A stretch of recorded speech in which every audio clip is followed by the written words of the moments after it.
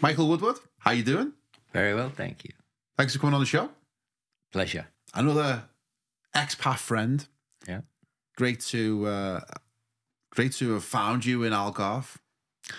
We've had some good meetups, haven't we, over the last couple of years, I think it is. Yeah. It's just great to meet so many cool people here, and they keep continuing to do so. And I've wanted to have a chat with you on the show for a while. Tell us, Michael, how have you ended up in Portugal? How have you ended up in Algarve with all of the other cool heads that are flocking to this most western tip of Europe and our own little hideaway? Well, it's a very interesting story. I'll try and keep it as short as I can. What happened is that I left England 24 years ago, lived in Florida, 13 years. I was there and I loved it, and I saw the demise of America coming, so I looked for another place to live, and I searched the world. I mean, I go online and I study every country that I could live, because it's not about just living there, it's about getting a visa. Sometimes the visas cost a lot of money, you got to have 2 or 3 million in the bank, that kind of thing. So I wanted to come back to Europe to be near my family, and I thought Spain, and then the other side of the world was Belize. So I booked a ticket to Belize, and I thought, well, I know Spain. I've been there many, many times when I was younger. And that week, I met a tarot reader, and she did my cards. And she put the cards out, and she says, "What, are you going to move?" Yes, I said, "That's the reason I'm here, really. I'm finding out a bit uncomfortable about my decisions. I'm not sure." So she went, "Okay, so what's your first choice?" She said, "Spain." I said, "No, you're not going to live in Spain. No, you're not going to live in Belize." When I left, I thought, this is very strange. And we'd had a long conversation afterwards, and she said, "Why don't you just wait for a sign?" I said, "Well, I'm into that, synchronicity." And so I thought, okay, I'll go back to Florida for a week and say goodbye to all, because I was living in Panama then. And I thought, I'll go see my friends. So I arrived there. My ex-girlfriend, she was a real estate lady and everything else. I said, "How are you doing?" She said, "Oh, I've just come back from Portugal." And I said, "No, I've never been there." She said, "It's really nice." I went to Lagos, and it's a little town, and some friends there. And that was really it. Thought nothing of it. Following day, I met a friend who's a dancer, and she's traveled the world. And she says, "Where are you going to live?" I says, "Well, Belize or Spain." She says, "No, Michael, I know you really, really well." She said, "You've got that, feminine side that's, you would hate living in Spain." So I've been there. She said, no. She said, "You hate living in Spain because basically it's a very macho society."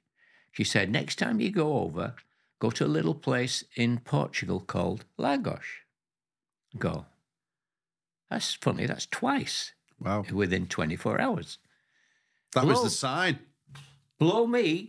At 4 o'clock, I met my American ex-wife, and she said, "Oh, my son-in-law, the geeky one who did some software, he's just sold his company for 250 million, and he's paid off my mortgage, and I'm going off round Europe to find a place to live, and I'm going to a little place called Lagos." I don't believe this. So I went home, and I got on my computer when I returned back to Panama, and I went, "Wow, this is really good." I went, "I'm going to Panama. I'm going to Portugal." So I literally got on the computer, booked a place for 3 months, and that was it. How long ago was that? 5 suitcases. That was 2016. And I got 5 suitcases, packed them, sold everything else, just jumped on a plane and just came.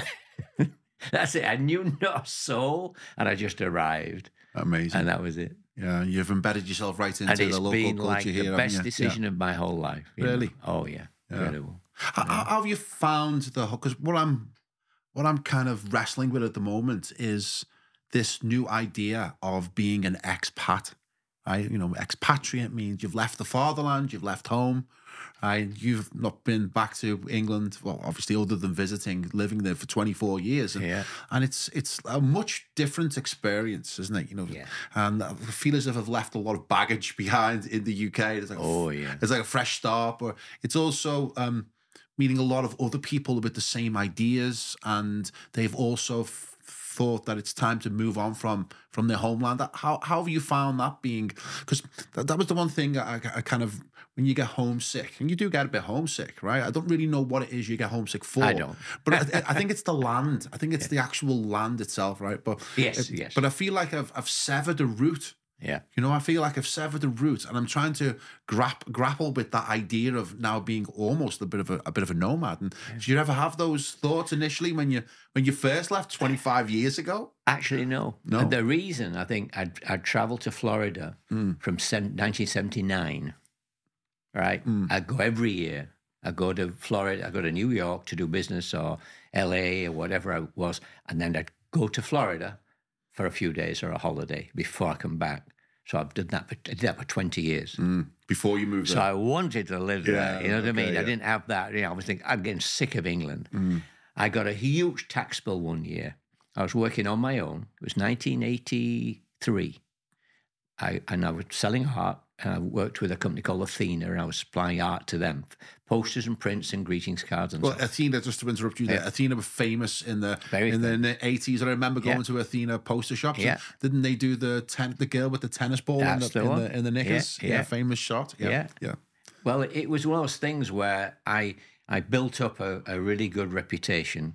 I had about 30, 40 artists working full time. And so I was the only agent that could supply them fast enough with their cards and their prints and so on. Many other suppliers as well. I wasn't the only one, but I was, up to one point, they told me I was doing half of their business in certain periods. And it was one of those things where I thought, I'm just working on my own, doing really, really well. And then I got a tax bill. And I'm thinking, it's like over half my income is just disappearing. Is this in the UK? Yeah. Yeah. And I'm thinking, this is crazy. So I then started to read books on how to avoid paying so much tax, being intelligent and sensible about it. And I formed a company in America, in Florida. And so my American business I did in America. So I'd fly to America and I'd work for America companies, and the money would come to the American company. It never came into England. Is this in the late 70s?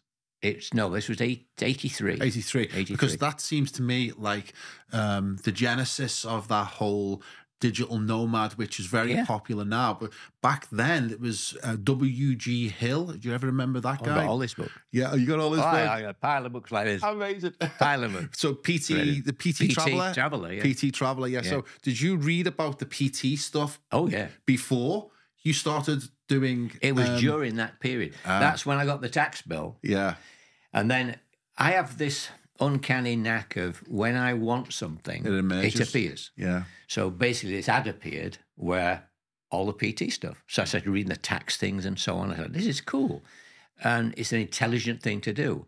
All the billionaires and sensible millionaires, that's what they do. Why would they pay the taxes? You know, people have this idea that taxes are, you're paying for services and you're paying for, I mean, most of it's just frittered away. Well, right? not just frittered away. Most of it goes to pay the interest on the loans to the banks that are giving us fake money. So, you know, why would I want to give over my hard labor that I'm working hard to create, you know, the little bit of wealth that I can and hand it over to these obscenely rich bankers? Why would I want to do that voluntarily, you know? When you watch American Congress and the joke that goes on there and nothing ever gets done, you're thinking, my God, they're all getting paid huge salaries. And they do nothing, basically. So I know a little more about American politics as I do about British politics. I never took an interest in British politics at all. And I realized that Britain was going to go through some kind of immigration became a problem, like it is now in America. Got nothing. This is not about the immigrants themselves. It's to do with the policies of allowing so many people to come in the country. It changes the dynamic of every city. So I've just come back from, you know, Leeds and London for a week. And you walk around, you ask a question. You're not meeting any local people like you used to do in the old days when I grew up. They were all 90% Yorkshire people. Now it's a mixture.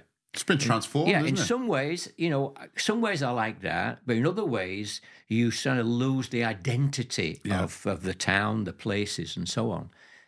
You have to go to the countryside. Luckily, I lived in the countryside, and I could afford a house in the country, away from all the cities. You see, I've never liked city life, you know, at all. So you moved to America to escape the high tax regime in the UK.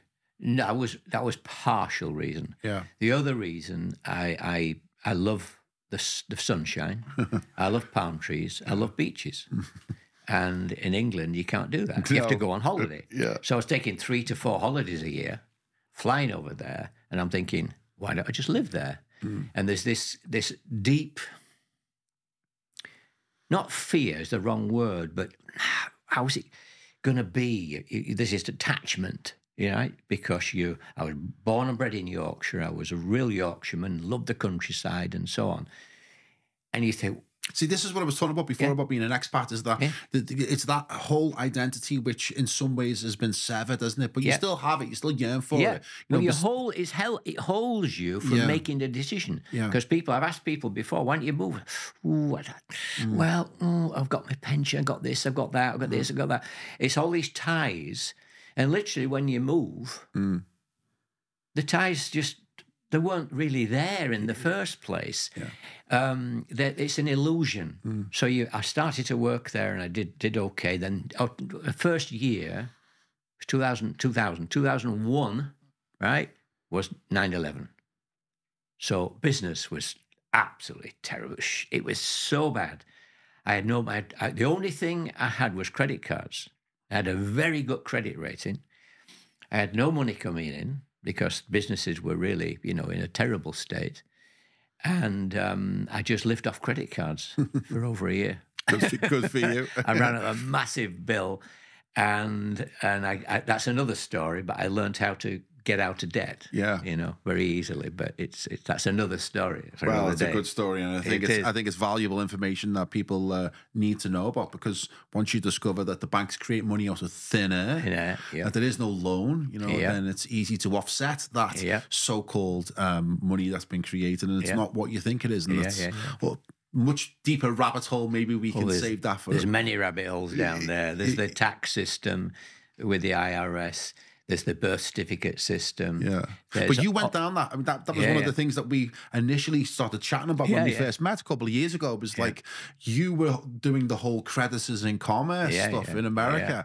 In was it like the mid-2000s or something? It was just after the 2008 crash. 2008 crash, because that's when I discovered it. It was 2010. I discovered the whole in the UK. It was the route into that information was like the free man on the land. You know, the free man on the land. But in America it was different, wasn't it? It was like the free men of Montana. They were the guys who kind of first started developing the whole birth certificate. There was this group of 3 guys. I think Jack Smith and Brandon, somebody else, another guy, and they started Creditors in Commerce, and they basically understood the basics of it. One of the people they were involved with, I found out later, and I met him, right? This guru that they'd gone to, they put that guy in jail. Winston Shrout, him. And no, not Winston. I knew Winston. I met Winston. I went to Winston's thing, you know, all that. So the thing is that this other guy, I can't remember his name, they put him in jail. And these guys are clever enough to get him out. But he has to do it himself, right? The guy, you have to do it as a sovereign. Nobody can do it for you. And they drugged him. And basically he was in there for many, many years. What was he in for doing things like A for V? Do you remember A for V? He was teaching, absolutely. He was teaching people, and he was getting to a high level. And I can't remember which city. He did something and created a bond or something which would have bankrupted a whole city. And they said, we've got to put this guy away. Because you know, the whole PT stuff kind of is almost like a gateway into the deeper rabbit holes of birth certificate. What does that mean? Because that's still not really been fully uncovered, has it? Because that was just the biggest rabbit hole I've ever been down, was understanding the birth certificate. And then you have the whole money creation, which is fake and out of thin air. Then you have the the legal remedies that are available to us that people don't know about, trusts and the common law and all that stuff was really, really fascinating to me. Yeah. And it seems like you went on a similar journey. Oh, completely. Yeah. I'll tell you, this is good for other people watching because this will help them. When you start to look at it, there's so much to it. People go, oh, I can't deal with this, can't deal with this. So if they're interested in educating themselves, they need to buy a book called A Creature from Jekyll Island by G. Edward Griffin. He was a scholar. Amazing guy. And he went deep into the Federal Reserve, its formation. And people think Creature from Jekyll Island is a horror thing book. There was a meeting of bankers. There were Warburg and J.P. Morgan and et cetera, et cetera. There's the main group. And apparently they had a meeting on Jekyll Island. That's why it's called that. One or two bankers didn't join. I think there was a guy called Astor, and there was another very, very wealthy individual. And I think that was why, I think it was not the Lusitania, the Titanic. Yeah, they ended up on the Titanic, and the Titanic disappeared. You're like, oh, okay. Yeah. Another conspiracy theory. Conspiracy, these are, So the Jekyll Island book gives anybody a very great understanding of finance world and how it was created, that Federal Reserve is not federal. Private. And it's a private bank. And the Treasury asked the Federal Reserve to create money for them. And then they pay interest, which is quite ridiculous. And they collect the interest from our taxes. Yes. And that's the scam, isn't it? You know, that's the scam of it all. In The Creature from Jekyll Island, it's about the meeting that these bankers had on this private island where no one was watching in order to create the Federal Reserve. Yeah. So and then from that, the Federal Reserve was created, which is like the Bank of England in the sense that it sounds like it's part of the nation, but it's not. It's a private entity run by private bankers having the monopoly to create the currency of the nation, which they then lend to the government on condition it's paid back with interest. What an absolute scam that is. Oh, it was. Well, the thing is, before that, they were having lots of problems. There was what you've got is a system where banks were collapsing, runs on the banks. Don't forget, there was the Depression. Yeah. And so they were trying to create a new system. And these bankers thought, oh, is this a way for us to basically control governments? So if you control the money, you control the people and you control the government. So they went to Woodrow Wilson. I think I've got that right. With basically the plan. You're right, it was Woodrow Wilson. Yeah. Woodrow Wilson signed it. And I can't remember the exact quote, but he said, you know, I've basically sold America down the river, basically. Wasn't that something like his deathbed quote or something, the thing he regretted most? Regretted, because he'd given the reins of the country to these bankers. And we've seen what's happened since. It's the biggest problem of our day. It's like, everything else pales into insignificance.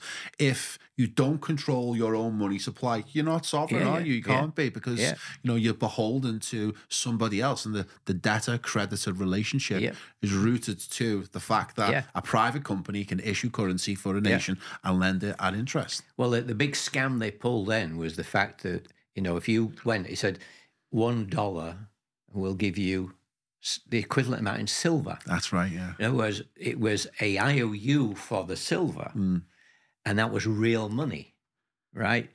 But what they did in the 70s with Nixon, they went off the gold standard, and basically then it's just paper money. You've got IOUs, fiat money, which are IOUs. And so most people have no clue about money itself and what it actually is. In other words, I think, money, it's just a bit of paper that it's an IOU for a dollar or a euro. And if you go to the bank, they'll give you another dollar or a euro. Whereas in the old days, the real reason of currency is you get some silver. For that, real money, something of value.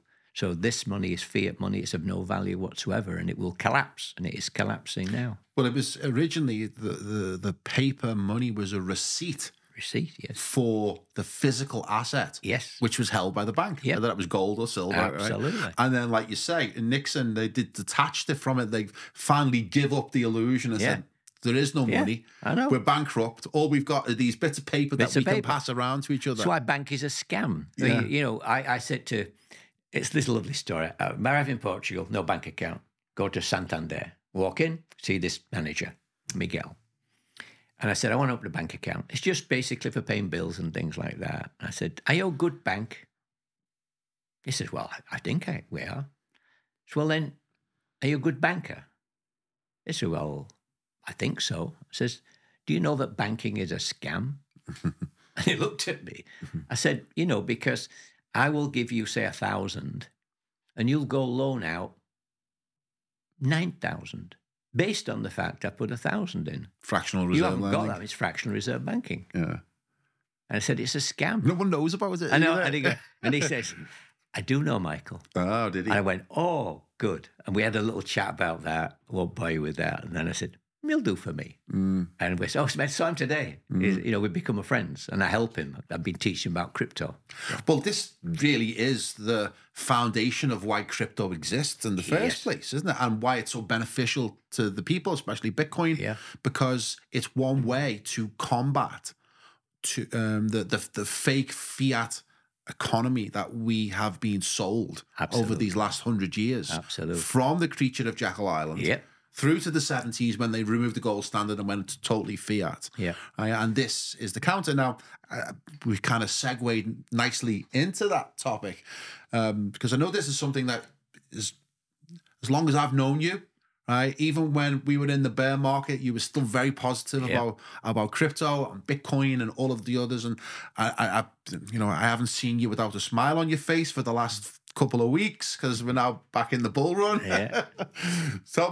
Tell me about crypto. Tell me about your relationship with crypto, how you got into it, what your thoughts are now, and what information you can share with our listeners that will give them some good news. I'd love to.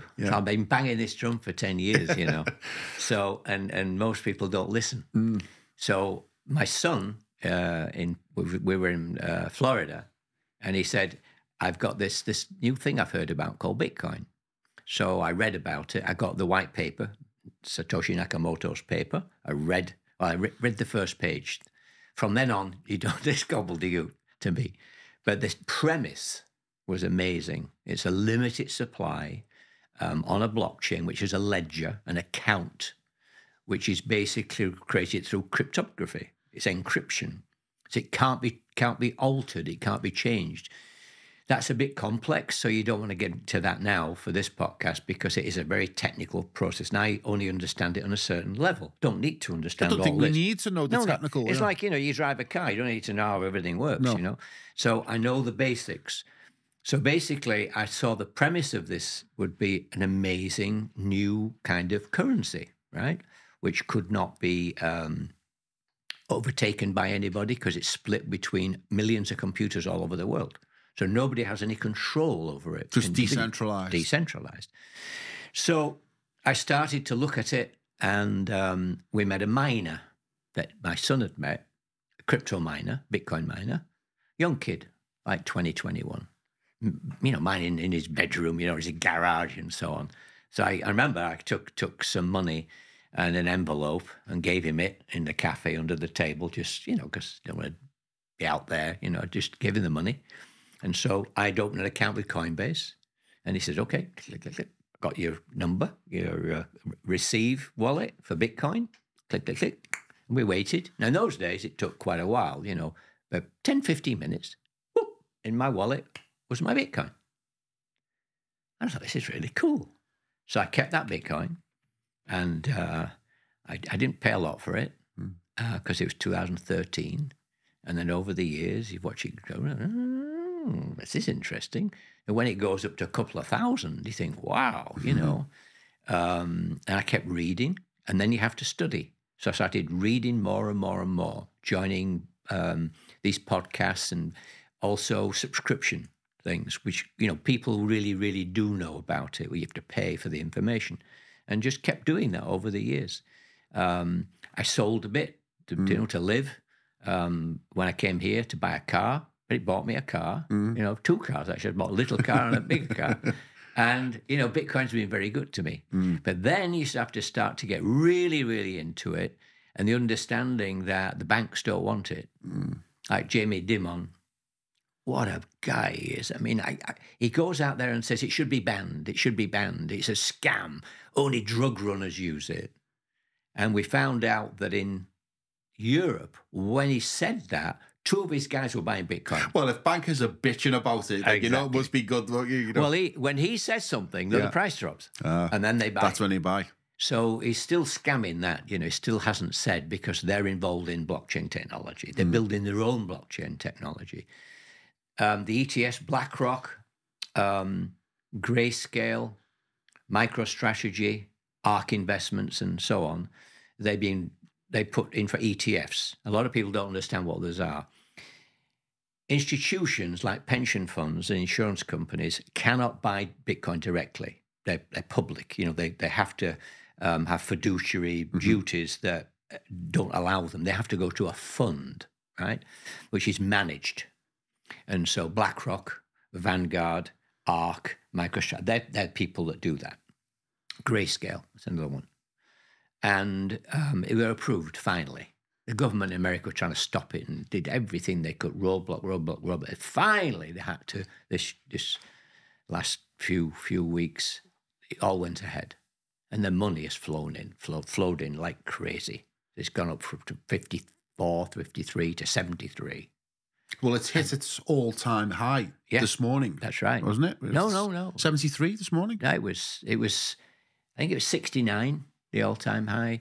There's some, argument about what it is. No, sorry, because sometimes it goes like that, But wasn't it didn't it hit 72 yesterday, and it was 73 today? Yeah. So it's a new all-time high. A new all-time high. From it was 69 in the 2 or 3 years ago. So So I ignored crypto for a long time, right? It was just something that was a noise in the back of my head, and you'd hear people talking about it, you hear people talking about Bitcoin, and you'd hear stories about that guy who bought pizza for it, right? Which now, if he would have kept hold of that Bitcoin, would have been worth $280 million. Incredible. And he bought 2 pizzas with it back in the day. Right. Yeah, but so it was always a noise in the background for me. It was never something I really paid much attention to, or it wasn't so much that. It was like, how do I get into it? Because this is something that feels like it's arcane, it's cryptography, all that stuff. So I generally avoid it. And then it was during COVID. It was during COVID, 2020, more time in my hands than I wanted. And I stumbled across Michael Saylor of MicroStrategy. The best for me, guy who's presented the whole argument of why you should buy it, what it means. It's buying digital real estate that you can pass on to your family. You should never sell Bitcoin. And his command of the subject, his persuasive personality, caused me to go on a Bitcoin spree. I started buying up some Bitcoin and stuff, and I've just sat on it since. I haven't done anything else. And I didn't really get into any other types of Bitcoin. I think I probably call myself a Bitcoin maximalist and a hodler. There are other tokens, and they're also people. That's what people don't understand. They're systems. So it's not. People think you're buying coins and you're gambling on coins. And it's not really like that. Ethereum is a smart contract system whereby you can have, I owe you 100 million from a country or a company, or 10 million or whatever it is, and I can pay you through Ethereum, right? There's a smart contract attached to that deal, so it goes, and unless that deal is it's held within the blockchain. In other words, it's a very trusted way of transferring money. And Michael Saylor's just done a little talk this last few days. It was amazing. And I wish everybody could watch that. Well, maybe you can send us the link and I'll put it in the description of this video. Because he just tells you what it is. It's the most solid asset ever invented. It's the way he explained inflation. It was the way he explained inflation. It's not just monetary inflation, it's asset inflation as well. That for me just sold me the project, and that's why I bought it, because of him.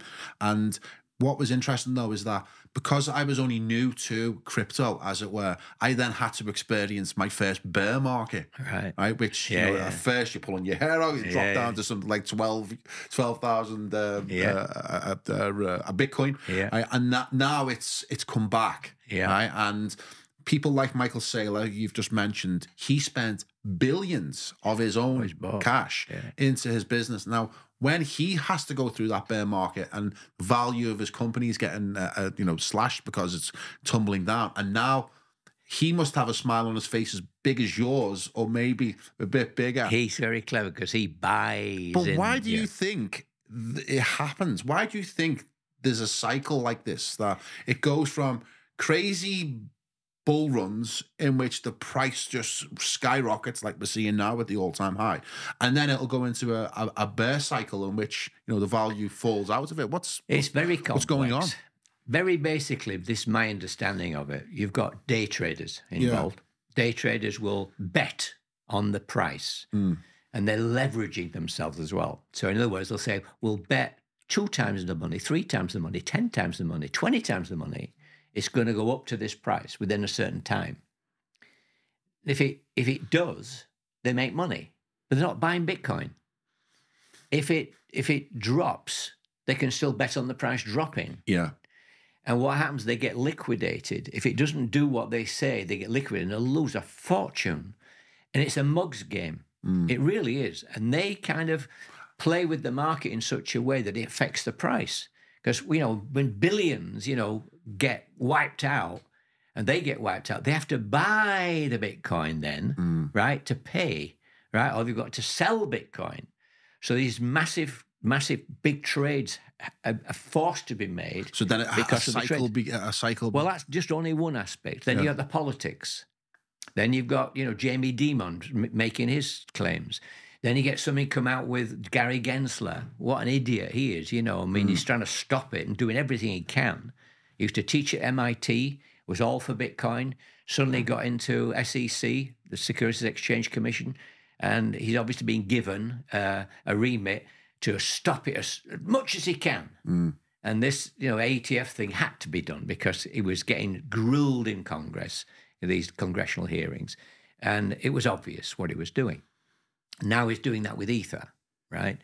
So you've got all the politics going on, and then you've got Binance, and then you've got that idiot, what they call him, Sam Bankman-Fried. What a scam that was. We won't go into that because it's so complex, but he was involved with the Clintons. He was involved with all those dark forces out there. And people, it was like a money laundering operation for the Democrats, wasn't it? Like, that's what unbelievable. Unbelievable, yeah. It was unbelievable. That affected the market. Then you get Silicon Bank go down and all those kind of things. So what happens is the market's affected. But now the ETFs have brought in big, serious money. What's an ETF again, sorry? An exchange-traded fund. Okay. So it's like in the old days, unit trust funds, or it's just a hedge fund, a fund. Okay. That people can invest in, and they diversify. They can put the money in all kinds of, blue chip shares, and BlackRock will say, okay, you've got how much in your pension fund? Right, 100 million. Okay, allocate so much to this, so much to high-tech companies, so much to biotech companies, so much for commodities. And now they can put a little bit of that portfolio into cryptos, right?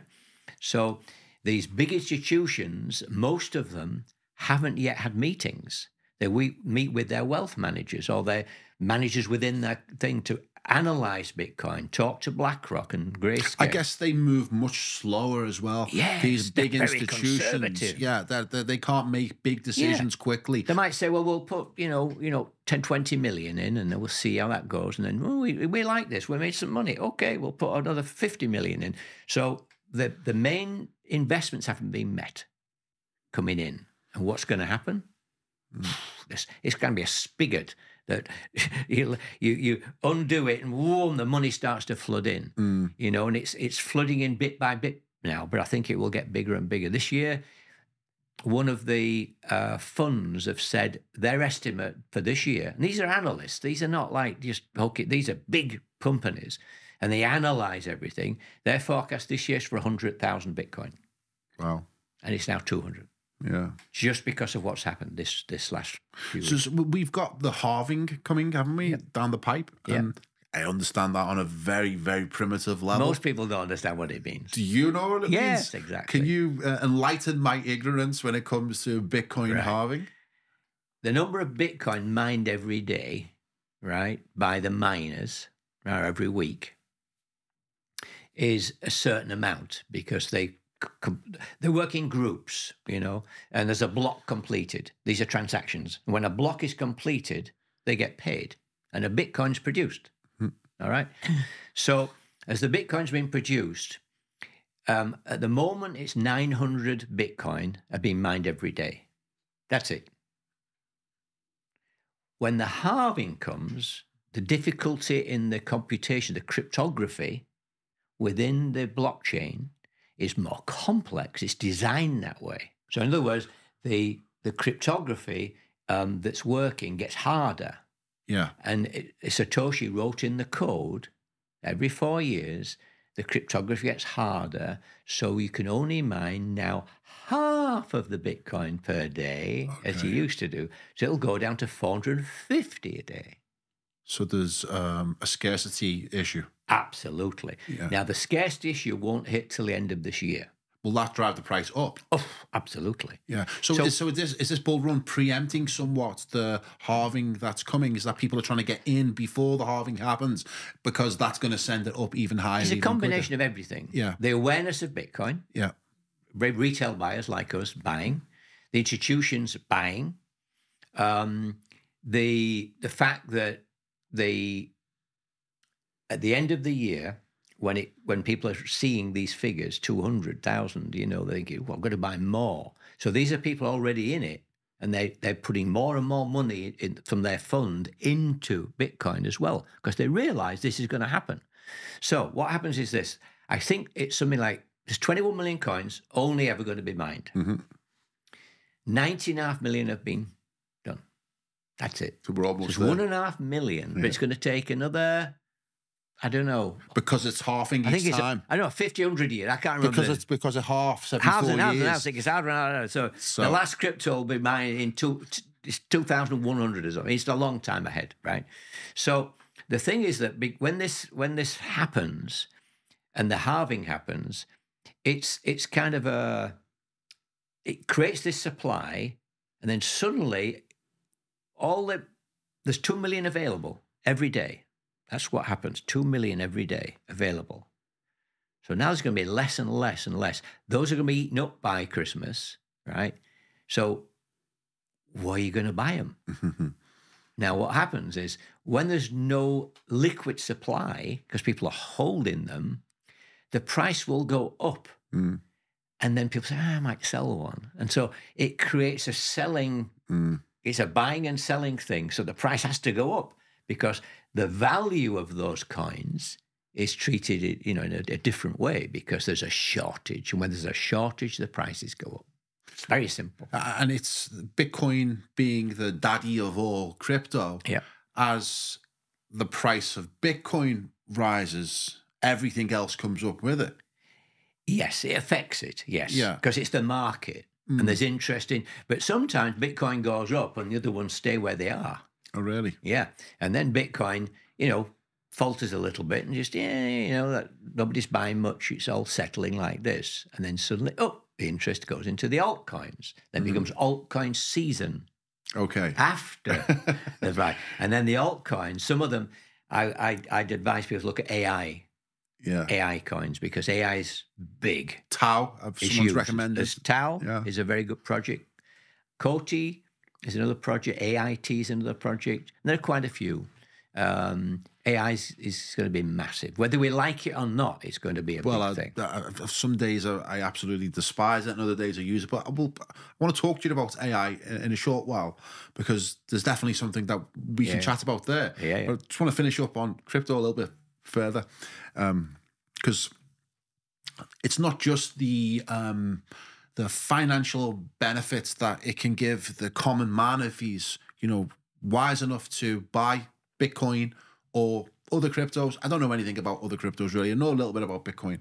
And it wasn't only Michael Saylor that gave me the in, but it was also a guy called Safadine Amous, wrote The Bitcoin Standard. Have you ever read that book? No. It's a fantastic book. And he gives the wider context of how Bitcoin cryptocurrency in general is the solution to the biggest problem we've got, which we touched upon in the beginning of the podcast, which is central banking. Central banking, in which private bankers create currency for nations, lend it out at interest, and that's how they have this enormous political, financial, military control of the world, you know. And there's something quite revolutionary about Bitcoin through that lens. So not only can you find a way to improve the quality of your own life and your families, but in some way you can also, it's a way to have a pop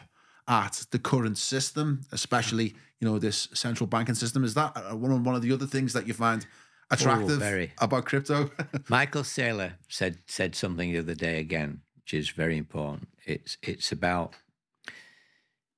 understanding what Bitcoin is doing for the world. It's not about paying for things. Bitcoin's not really a good platform for paying for things. It's like a commodity store of value. It's digital gold. And it's better than gold because you can mine more gold. Bitcoin, you cannot mine anymore. There's only those 21 million, that'll be it. So the price will grow and grow and grow. You can carry a seed phrase in your head, and you can carry $1 billion with you to another country. Or lose it on a boating accident as well if you need to. I mean, you basically can go anywhere. No, you can't take a building with you. You can't take gold with you. You can't take silver with you, and commodities. You can take that wealth with you. So that's one reason. The other thing is that it's giving people this freedom of the world. There's so many unbanked people. And underneath this Bitcoin system, all these other protocols are being developed where the systems, people think they're coins, they're not, they're systems. So I've talked about Ether, which is NFTs and so on, where people build on top of their protocol, cryptography system. Energy Web is another one where they're going to get all the energy companies and they'll be, you know, tokenized. So the units will be tokenized. So that value is within the blockchain system. Energy Web. Theta is another one which has to do with video. Video streaming. So each of these good projects, there's a lot of meme coins, which really are just coins. And so most of those will disappear in the next 5-10 years. So the projects you want to be involved in are things that basically have a use case, a system. So there's one called Chainlink. You go, what's that? It links all the other chains together. So if you want to link your Ethereum to this, to this, to this, to this, to the other chains, Chainlink solves that problem. So it's got a purpose within the cryptocurrency universe. That's right. Yeah. And the more it's used, the price goes up. People buy that and they buy into the you know. So how do you find projects? What's your method? Well, I've got a couple of things here. There's so many YouTubers, and a lot of them don't know anything really. They study just like us, and they study. All right. So Altcoin Daily, they've got like 2 million viewers. They are very good. Altcoin Daily. Altcoin Daily. This is a YouTube channel. Yeah, a guy called Aaron, and he's in Dubai.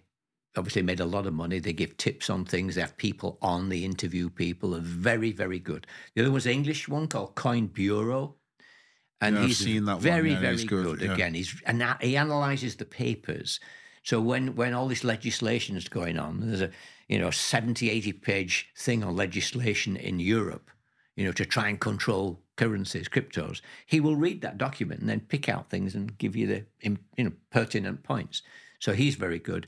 There's another guy called Plan B. I've just put as a random one. He's nobody knows who he is. He's called Plan B, and he's got a dark figure. You never see his face. Didn't he put together like an analysis, a technical analysis, like during the last bull run? Yeah, and that's what he became famous for. It was because he's a technical analyst. Yeah. Okay. Now, for really serious people who want to be in dollar vigilante, they have Anarchapulco in Mexico. Anarchapulco, it's a good name. All the anarchists go there, but he's a really cool guy. But you have to pay really good money to get that subscription. There's a lot of other stuff he does as well. And then the other one is Future Forecasting Group. and they're a group of remote viewers. And part of their thing, they have a technical analyst for 30 years who you get his information on crypto. And then you also get the remote viewing. They'll even remote view cryptos. Well, I've had some of the most famous remote viewers on this podcast, so we know it works. I know the American CIA used it for long periods, but I always thought that'd be quite an interesting use case of remote viewing is to try and figure out what cryptos to buy. Is that what they do on that channel? They do all kinds of things. They get blind. That's how it works. They have a number. X3245. That's all they get. And they'll close their eyes, go into this little, and they start to draw, right? And they record it. And then they put there's about 5 of them do the same thing. And it's uncanny, the things that they forecast. Now, Dick Allgaier, who was a TV personality in Hawaii.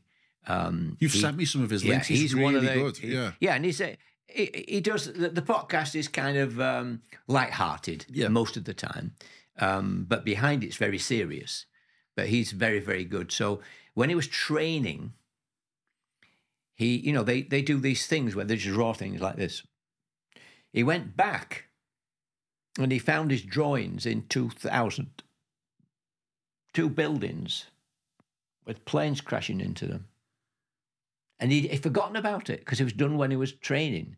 And he went back and saw his own drawings. Said, bloody hell, he foresaw 9/11. Well, there's something much deeper in the whole idea of remote viewing things like crypto and September 11, because I remember a quote by J.P. Morgan, and I'm paraphrasing here, but it was along the lines of good investors use charts and analysis.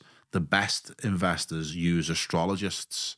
Oh, yeah. Right? Astrologies, yeah. So, but I'd say astrology is kind of similar to remote viewing in the sense that you're tapping into another part of the matrix, the simulation. The simulation. You're tapping into another part of it where time doesn't exist. So therefore you can see in the future, you can see into the past. Yeah. It's all one. Yeah. Right. And I always thought that would be a good use case of trying to, leverage some of that information, especially when people like JP Morgan, all the top guys, they all use astrologists. And you think, because the way astrology is sold to us is that it's, it's just some silly thing that you can work out your horoscopes and stuff. But no, they take it really, really serious.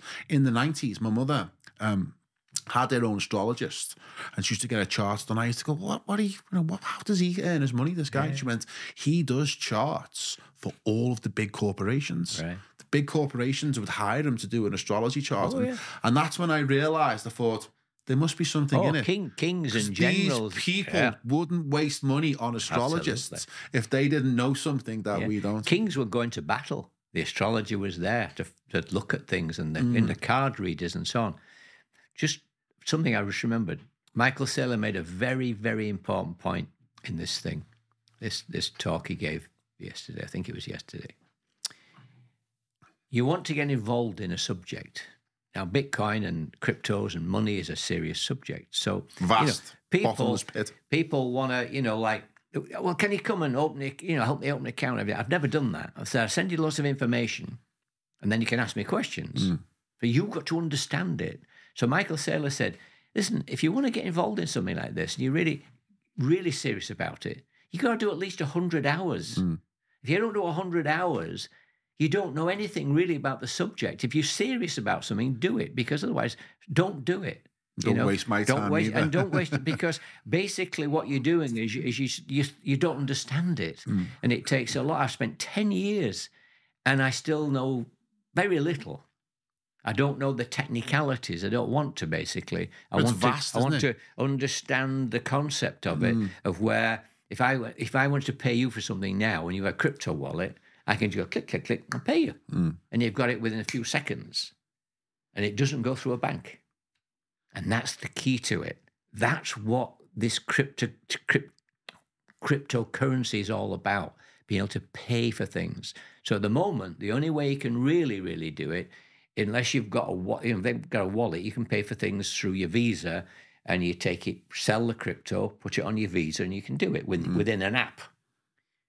But that's really not what it's about. It's about having a system where cryptos are accepted by shops and for goods and services. Once that starts to happen, there'll be a flood, and everybody will have all these different cryptocurrencies depending on what they like, and you have to pay in, what do you want? Do you want Chainlink? Do you want, Ether? What do you want? Now, the idea is the fees, and this is the key to all this. The fees for banking are enormous. They make billions and billions and billions from fees.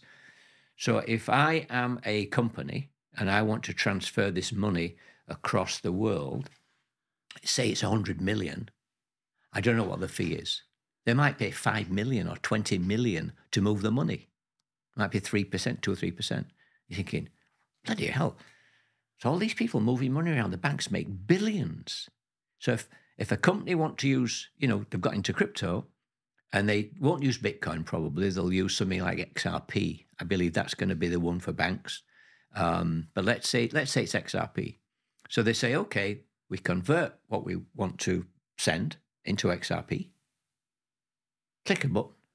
They've got it instantly across the world. How much? A couple of dollars instead of 5-10 million. So you think of the implications of that. That's the banking system has inserted itself into society in such a way that we can't do anything without them. That's why they control everything. And there's these famous quotes like, control the money supply and you control the governments, you control the world, you control everything. The Babylonian money magic system has been running for many, many, many, many, many hundreds of years, maybe 1,000 years, and it's still operating now, but it's collapsing because this system is coming in and it will replace it. How it'll work, I don't know, because the banks are creating these CBDCs, and you must stay away from those. Just look at China, the credit system. That's how it works. Basically, if you... It's telling you what you can spend, isn't it? They say to you, oh, you've not done this, you've done something badly, they took your score down, you go to work one day and they won't let you on the bus. Yeah. Things like that. Well, I've seen quite a few videos from China, and who knows what's true, but how they use this whole credit system, credit score system, and how, they can tell you what you can spend on your CBDC. Yeah. And, it's not the way that we want to go, and we have to do what we can to push back against such a dystopian system that you're trying to foist upon us. But let's stay positive because we're in a bull run. Oh, yeah. So where do you think this bull run is heading? Where do you think we're going with this particular phase that we're going through now? Is it going to be short-lived? Is it going to go on and on and on? What are your best guesstimates on what's happening right now with this bull run? I think it's going to keep going. But what happens is that when you get a nice little run, so it's gone to 73 today, say it goes up now to 75, 76, it goes up in stages. There are those people who want to take a profit. So they'll sell a lot, brings the price down, and it could drop to 68, it could drop to 72, 69, drop quite a lot, right? And there's those traders who are betting on the price going down because they think, people are going to start selling soon. Okay, I bet the price is going to go to 69. Right, okay. And if it goes to 69 and they put a 10 thing leverage on it, they make a fortune, right? And they lose a fortune if it doesn't, right? So they're guessing. Yeah. They're gamblers, basically. Yeah. So basically, it's going to go up and then back down. Then it'll go up and then back down. Then up. It's going to keep going up, but there'll be these corrections. There might be a period where people go nuts and they buy more and more and more, and the price goes so high, it's really beyond what it should be. There'll be a correction, and it will drop back, and it could drop back 10,000, 20,000. Yeah. Right? And but it always seems to go up, doesn't it, over a period? Yeah, but people say, Bitcoin's, collapsing. No, it isn't. It's just corrections in the market. And because it's a volatile asset, because people are just beginning to understand it, we're still at the beginning of 10 years. Now the next phase is the beginning of the next 5 years will be understanding it. And then the price will probably next year will probably be 500,000. by next year. What, Bitcoin? Yeah. Amazing. I think, you know, conservatively. I'm hodling. I'm still conservative, hodling. I think, you know, 250,000 conservative, but I think it could reach 500,000 next year. Wow. Then it could correct. Yeah. But a lot of people will say, I'm going to buy a house. Yeah. I'm going to buy a car. It's a big sell-off. And there's plenty of people there to buy. The institutions will be buying like crazy, right? So that's the thing, isn't it? At the moment, is like people who haven't come into Bitcoin and they're watching on the outside and they're seeing the price go through the roof and they're thinking, I've missed this. And therefore they won't purchase any because they think it's too high, right? And then they miss out again on an opportunity, which is a year down the line, like you say, it could be worth $500,000. If somebody is watching this podcast and they're chomping at the bit to get into Bitcoin, what would they do? Would you say now is the time to buy? I was telling people to buy when it was like 42, right? And I said, get in now while the price is like, oh, it just collapses. Now's the time to get in because it was 67. So the next run, it's going to be 70, 80, right? You buy now, whatever. Now, what they do is they wait and wait and wait. Yeah. It starts to go up and it gets to 60, 73 and they go, oh, I missed out. Let's buy some. And you go, oh, God, you know, you're buying at the wrong time. But in a way, Michael Saylor again says it, there's never really a wrong time. No. He says, a lot of these institutions will just keep buying. Because that's exactly what happened with me, right? When I first discovered, when it was my time to buy Bitcoin, it was thanks to Michael Saylor saying, look, it doesn't matter where it is because it's still really, really early. Yeah. Right. So even though it might be 30,000 now and it was 15,000 6 months ago and you're thinking, oh God, I can't buy now. He's going, no, it's still really, really, really early. Get in. It doesn't matter where it is right now in that part of the run. Yeah. It's only going to keep going up and up and up over the long term. It's still good, although there is another way to do it, which is more difficult, but you've got to study. It's the altcoins. Okay. So I won't go into too much detail, but I met this really nice guy here, and I went for breakfast with him. He was telling me his story. So he had some shares, and they were worth very little. And suddenly that week, they went up to 100 grand, and he went, wow. Now, his friend had told him about VeChain. And he didn't know much about cryptos. He said, well, that money, I didn't expect to have it. So I thought, I'll put 100 grand into VeChain. Great. Nice roll of the dice. He looked in his wallet a little while later and he had 2 million. Wow. So, and that's a true story because I know the guy. So the thing is, some of these altcoins can explode. Can really explode 100 times because they're projects that are they've been going for a long, long, long, long time. And suddenly they start to work and people are using them and the price just goes sky high, you know, and people get into that and the money flows in. And one of the things I advise people, if you make that kind of money very quickly, take a bit, leave the money in, maybe you put in, and then take some profit. And so you're enjoying life. You're not just constantly looking at the, you know, I don't know, the price is going on. No, take some money, enjoy. That's what I do. All right, good. I take a little bit out, you know.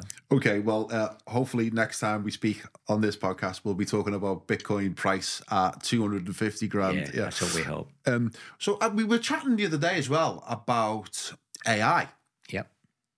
And for me, at the moment, I'm struggling with the whole concept of AI. I think on some respects, it's an incredible achievement of humanity where we're up to with this level of sophistication with the machines that we're building and we're creating. But on the flip side of that coin, it's horrific as well. One of the main things that's triggered in me is being because of SORA, which is OpenAI's new model, which is video, right? And the clip that they dropped, which was I think about a month ago, they dropped a clip of how realistic this video is going to become. And it all comes from a text prompt. Yep. And they can put a text prompt in, and next thing you know, you've got this photorealistic video, right, of what's in the text. Now, that's just right now. Where that leads to, it's quite dystopian in my view, and it ends tons of people's livelihoods. Cameras might even become obsolete, and it was one of those things. And we were chatting about it briefly, and you were telling me your story of your understanding of AI, first of all, because you work in licensing art, and you've been doing that for a long time, but also your knowledge of stock images and this whole field is, where you've cut your teeth, where you've built your business, and you've got a really, really insightful understanding of the whole route of where it's come from and where it's going. Tell us what you think about where we're at and how you arrived there. Well, give you a little backstory to give you context is that I think it was 73, I set up a stock library with a partner. Yeah, didn't you have an agency in 1969? I had a model agency for a few years. And then in 73, I had a disc jockey school. I had. But in 1969, that's like the height of the whole rock and roll revolution, isn't it? People look at me and they're like, "What? You were living then? You were how old? Not just living, at the heart of the whole thing. I was at the heart of it. It was incredible. I was meeting people like Georgie Best, and I had Mike Summerby wanted to be a model. He came to my agency and all that. This was in Manchester. Yeah, all in Manchester. So which was the best place to be, apart from London, but I prefer Manchester. So anyway. We set up a stock photo library, and I learned a lot from that. So 79, I mean, that must have been one of the earliest stock libraries around at the time. No, not really. There were a few in London, and they've been going quite a few years. Some from the newspapers, like Rex Features, where all the pictures they took for the newspaper would go in the library. So they've been doing pictures for many, many, many years. So that's how newspapers would make a little bit of extra cash, would they? They would resell. Syndicate the pictures, to other people and sell them for, whatever. And then you've got libraries that did set up, had photographers shooting London Bridge, going to Paris and doing the Eiffel Tower, going out on an oil rig at sea and taking pictures. Because if you want a picture quickly of an oil rig at sea in a storm, think of how much that's going to cost. And that would be their specific job, is to go out and get stock footage for the library. Yeah. Stock footage, you see. Yeah. So I met all these people because I was in the committee for a while, the British Association of Picture Libraries. But basically, I set up the library, and then I thought, I was talking to a client, and he said, nobody's doing this for artists. And I thought, oh, that's interesting. So long story short, I sold my shares in the company Photo Library, and I set up an art agency. And that's really where I've been, for over 40 years. And our photographers and our artists produce art, which we license, which means we get a contract and they want to print it as a canvas, a poster, a greetings card, a jigsaw puzzle. Is this where your relationship with Athena was developed? So I was basically one of their main suppliers of art, and they paid me a lot because I supplied a lot, and it's 50-50. That's in our industry, 50-50.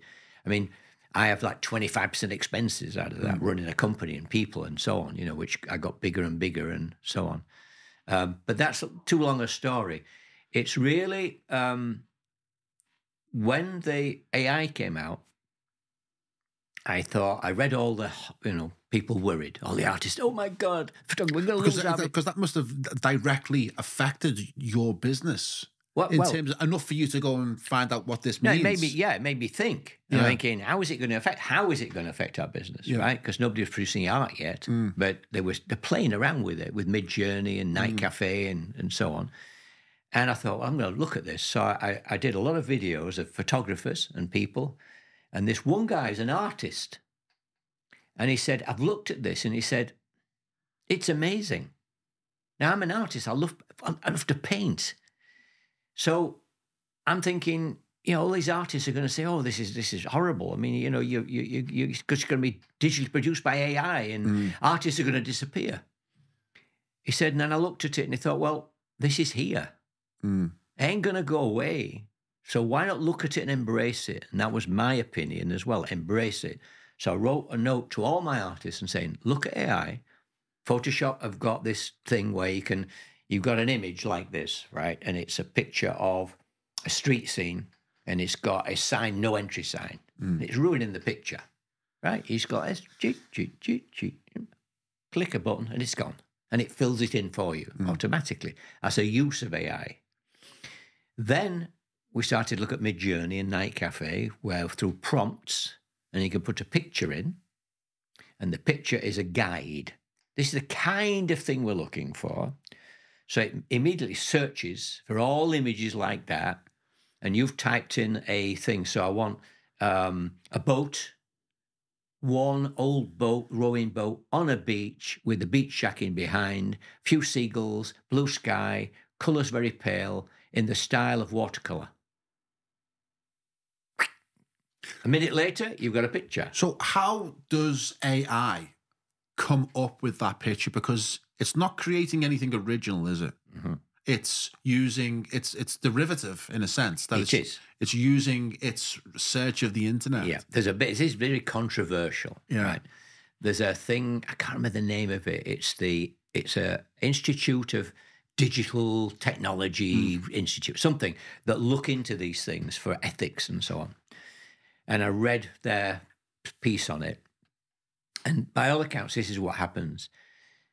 AI scans everywhere, all, you know, and it's got scraping. So you put in a fox, right? Yeah. And it'll go and look at every image of the fox on the internet. You'll say, you just write down, yeah, fox in snow. Yeah. Snow scene, right? So it will scan and find foxes. Now, that people have this idea that it's stealing pictures. It isn't. And I've read a lot about this. It scrapes little bits. Now, when you do a digital image, it's like, say it's 10,000 pixels by 10,000 pixels. Yeah. It will take 100 pixels from that, and 100 pixels from that, 100 pixels from that. So in other words, it composites from thousands of pictures. What did he say? One source is plagiarism, three sources is research. Yes, exactly. But this is hundreds and hundreds of sources to create a new picture. Yeah. So it is original in the sense that it's a new picture, but it's been, so you can't copyright it because you've not created it yourself by hand, right? Now, if you are... So you can't copyright AI art? No, you can't. Wow. Now, if you were an artist and you took a picture and then you got some art and you scan the art and you scan the thing and you did together and you did some, got with Painter, you know, software, you'll go into it like this and you're creating some art, mixed media. You can copyright that. AI creates the art, so you can't copyright it. How can you license the what you create in the AI? Because it's a new piece. But aren't you, how you can't copyright it? No, doesn't matter. Client just prints it. I see. Yeah. You just print it because it's a new piece, and it's not protected by copyright. It changes everything. As I say, I'll just segue back. Yeah. Slightly tangent. When the photo libraries, they were very big, and we'd get an order and it'd say, we want this image of an oil rig at sea. We're going to use it on a 48-sheet poster for an advert. And we say, okay, how many are you going to print? Okay, 10,000 or 5,000 or 2,000. Be a lot of money, depending on how big the campaign was.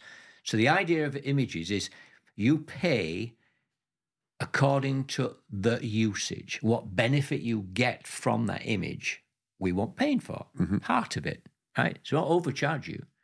It's a front cover of a brochure and you're printing 10,000 copies, we'd say it's going to cost you a couple of hundred. You're going to print 500,000 copies, we'd charge you 500 because you're getting more benefit. So it was very fair, right?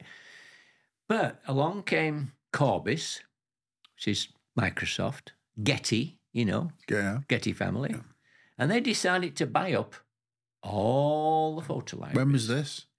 It was started in the, I think, 80s and 90s. So they started to buy up the photo libraries. Yeah. Do you think they did that knowing what was coming down the line and they were trying to buy them cheap and have control over a monopoly over stock images online? I didn't know at the time. But now looking back, I think there's far more, you know, to that, because copyright then is that we've been trying to get copyright, you know, how can I put it? Sort of dilute copyright in some ways. It's been there, but you can't put your fingers on it specifically, but copyright's been sort of played around with, and I think free use of images, when you go free use, you think, well, wait a minute, who's making money out of this? So they have millions and millions of images.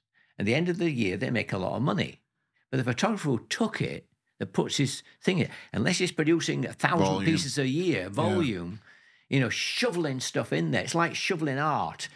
Instead of creating a great piece of art and you get 500 for it, yeah, well, you get 5 for use on this product, which is 200 years ago. So it's diluted that.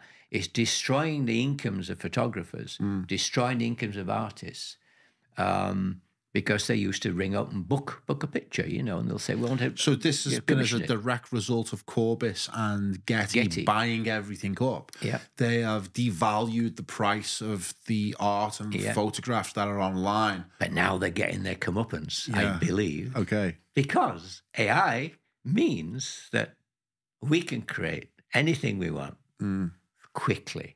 So you imagine you're an artist. Okay, now. so that's an interesting way of putting it. So you're seeing it more as the democratization of creativity rather than the monopolization through... There's a good side to it. No, you're an artist and you're struggling and you're doing paintings and they take you 3 days to do one. Now you can create 20 pieces in a day. You can make money again, you know. You can print them, you know, sell the prints, right? But you're not spending all this time. Some of my artists were taking a week to do one piece. Those people, obviously, out but of isn't business. the value in scarcity? Whereas, so if one artist, then again, there has to be a demand for that artist, doesn't there? Yeah. You have to create that demand either through marketing or through other clever means. But if that artist can only produce 10 works a year, then there's a demand for those 10 works. But if they're now producing 1,000 works a year, right, does the value of the artist come down, or do you have an opportunity to sell more art? I don't know. Right. I'll give you a future thing, future forecasting, you know, my prediction, my thing. So the artists now that producing AI will stay alive and make a little bit of money from it. And it sort of helps to democratize it a little bit, so they don't have to work hard. And the artists will realize less and less and less that it's becoming a problem, right? And so it will be a dearth of AI art out on the market. And you can't tell the difference. And some of it's amazing. You can do things with AI you can't do with painting. You can't do it. And it's amazing, beautiful, absolutely stunning artwork, right? But you know, if you're a true connoisseur of art, you would look at the art and, you know, the aesthetic people, you know, in the big, you know, like Tate Modern would frown on this and say, it's a lot of shit, you know. What happens is that you look at it and you haven't got that, because it's not original. Yeah. You don't get that feeling from it. But there's no human has been through any suffering in order to create the work. So it's a phase, right? So I'll forecast probably in 2030 and onwards, people will start to say, I want some real art. There'll be all those people, people now that will still stay in that camp, right? But artists will become rarer and rarer. And so real artwork will then start to be in demand again, and it'll come full circle, and then the artist will start to do well again. I think I agree with you on this because, you know, I've been looking at this SORA, which creates these photorealistic video images, and I'm thinking, okay, well, let's say in 10 years' time, in 15 years' time, where that video that's being created by AI is so advanced and so good, it kind of makes obsolete people with cameras or actors or what happens then, right? You can now put Tom Cruise in a movie. It's not Tom Cruise. You stick Tom Cruise maybe Tom Cruise has how does he then license? I mean, what is Tom Cruise then? You know? I know. There's so many things that come as a result of but at what point do we then reject or even know? But at what point do we reject art that's made by a robot? I mean, do we have any emotional connection to art made by a robot? And if we don't, then does it have any value? Right? Because if it doesn't have any value, then what is it? And then, like you say, is that it'll go full circle once the novelty is over. Exactly. Right? Then we want... It's disruptive technology. Disruptive technology, because I went to I said this in the last podcast, but I think it's relevant to this one, is that I went to a house party in Lagos during Christmas, and there was the families were there, the kids were there. I went looking for Donnie in one of the rooms, and the kids were in one of the bedrooms, and they were in there all around a vinyl deck playing vinyl records. All right. They were buying them, they were trading them. And I was like, what? Incredible. So it was almost a rejection of the streaming thing, even though they'll still listen to the streaming for something tangible, real, and still created it becomes by nostalgia, you see. Yeah. And when nostalgia, people go, they get bored with it. But do you remember when the internet, I was involved with the computers right at the beginning. We had a computer in 1976. Big bloody box, and you're typing in code and everything else. And we foresaw the digital age then, before anybody else in the library business. So when I set up my company in 79, I put computers in all around the building. I had 10 computers and everybody working, and we did barcoding artwork and things like that. Wow. And so we were very advanced in what we did. When CDs, I said, right, we'll put the artwork in a CD. You have to send it in the, big chunks of artwork. I'm a technologist. I'd send it down to people. And I was 5 years too early. Yeah. Because I went to New York to a big show, and a guy walked past, our booth, and he sees this screen. And I'm playing, artwork. He says, what? He said, I've just done a lecture on the future. He said, on how CDs are going to change the world. He said, you've already got it. He says, you should have been in my lecture. And what had happened is that I'd seen it, because I'd been thinking about this for a long time. We sent the CD, and they found out that the big companies only had like 3 computers, one in the accounts department, another one in this department, and that department. And basically, the creative director had to go with the CD and try and get the accountant a little bit to plug it in. It didn't work until they all had computers. Well, I was the same. I've had a computer since I was, as young as I can remember. I had the Spectrum 48K. Do you remember that? With the rubber buttons, and the Atari ST, the Pong, I had them all the way through. And, I'm a technologist. I love technology, and I love cameras, and I love, gadgets, and I'm into it. But what's interesting is when you talk about CDs and the amount of research and development that must have went into creating CDs. Hundreds of millions of dollars must have went into creating CDs, but now they're obsolete. Who uses CDs? They come CDs, and they went. Yeah, you upgrade your computer, and you got your new laptop, and you go, wait a minute, where's the CD slot? And it suddenly disappeared. That was how they did it. But it's crazy, isn't it? It's like is how quickly something can emerge into the market, some new piece of tech. Right? And everyone goes crazy for it. And then as quick as it arrived, it disappears as they move to the next phase. And I think that's where we're at right now with AI. It's this new emergent technology that is totally different than anything else that we've ever experienced. This is like a whole new phase of our consciousness and where we're heading.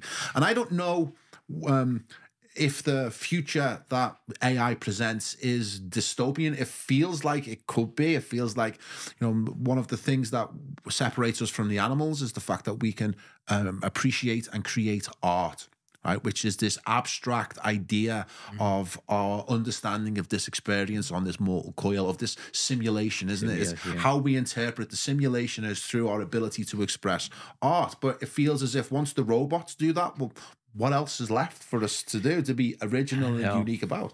I watch a lot of science fiction, and in many cases, this is another subject for another day, but the dark forces and the light, the forces of light and the forces of dark. They're in every Marvel movie, every DC comics, every, sort of movie that seems to be made now has some element of the dark force. And it's always defeated. And I heard many years ago that the law of the universe is that the dark forces, who are necessary as a catalyst to create more good, so they've got to be really evil. It's quite complex how it works, but that seems to be how it works. So I saw this movie, or section of the movie, which was done in 1968. I think I've sent it to you. You may not have seen it yet. Donald Pleasance and this other guy. It's a 20-minute clip from the movie. Can't remember the name of the movie. 1968. And Donald Pleasance is some government guy in an office somewhere. And he invites this man in. And he says, we like your intellect. And he says, you know, we know about you. Well, how do you know about me? He says, well, when you went for your appendix, see this little thing? It was like a little capsule. He said, we put a chip in you. And so we've been monitoring you. I mean, not only is, your heartbeat, your conversations. He said, we know when you left, you had an affair. He was, what? And basically they want to coerce him into working for them because he has a great brain. And that's the idea. Mm. And at the end, there's a long clip. He says, I really don't want to do this. He said, you start on Monday. And he said, what if I don't? He says, well, the chip that's in you, we can just basically, you're dead. That was it. 1968.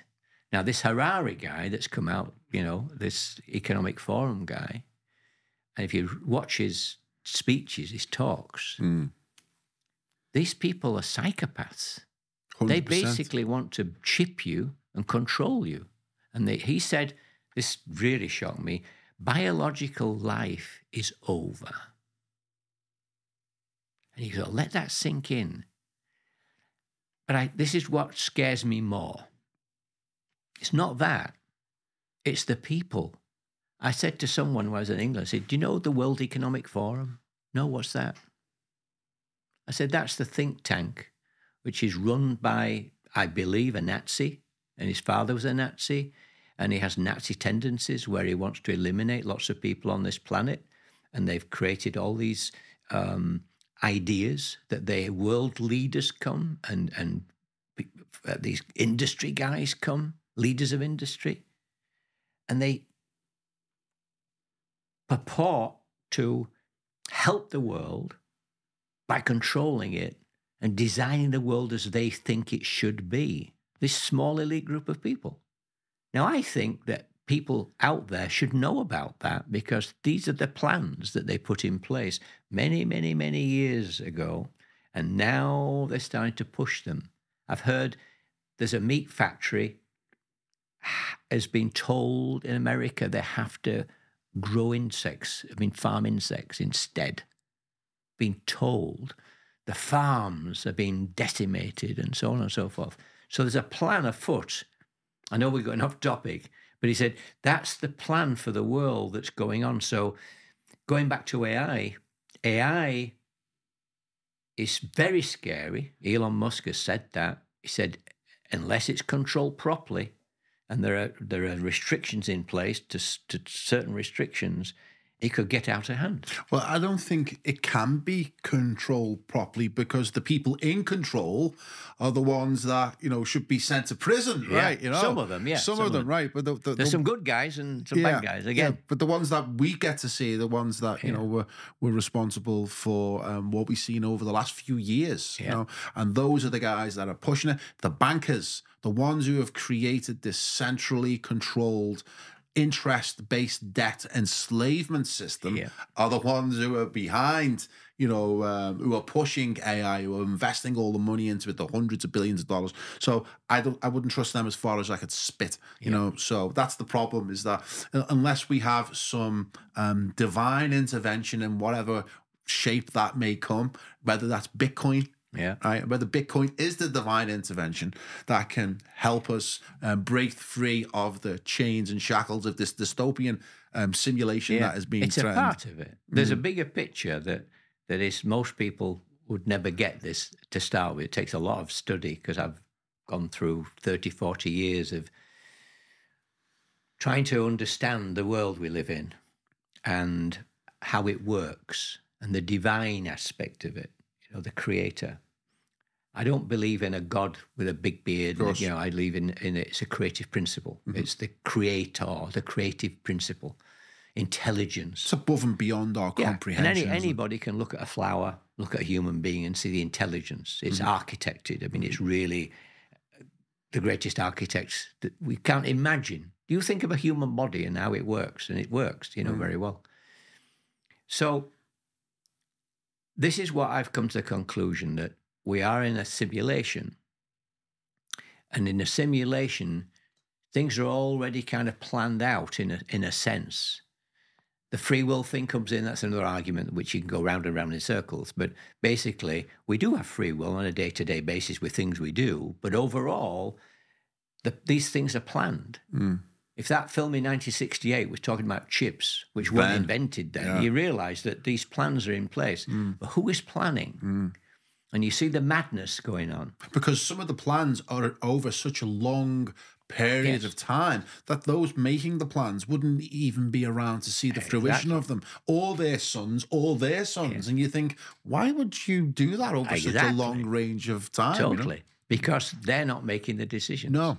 I think they make certain decisions, but there's a hierarchy above the humans. Again, that's very deep, and a lot of people would not even look at that. They say, this is go away. They say to me, I don't want to know about that. But there's another level, and it's a kind of a... We'll talk about anything on this podcast. You're okay. You're in good company. It's another level. So this is what I've heard. A really good note. Is that there's been forecast for many years. I did 100 hours of video with a guy called Corey Good and David Wilcock. They did Gaia TV, and some people have said poo-pooed it and all the rest. They always do that. But there's The Law of One, which is a book which was channeled, because I'll go into channeling a long time ago. And what the channels are saying and the books are saying is that the world will go crazy, go mad, which it's going to. One of my teachers told me that. He said the world's collapsing. It's like all these layers, all these worlds are all collapsing. And there'll be two timelines.